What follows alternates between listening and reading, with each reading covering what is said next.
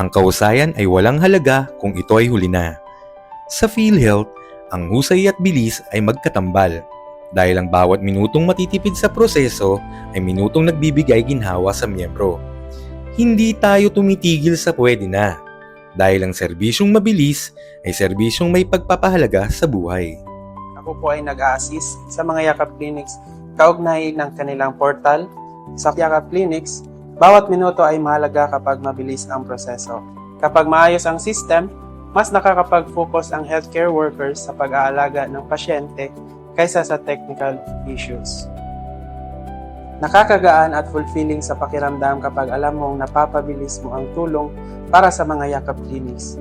Mahalaga ang mabilis at mahusay na serbisyo dahil direktang naapektuhan nito ang kalidad ng tulong na natatanggap ng mga tao. Kahit maliit man o malaki, may direktang epekto ito sa bilis at kalidad ng serbisyo. Glenrel Panaginip po, kasama ako sa Yakap. Dahil ang tunay na husay at bilis ay hindi lang sukatan ng oras. Ito ay patunay ng ating dedikasyon.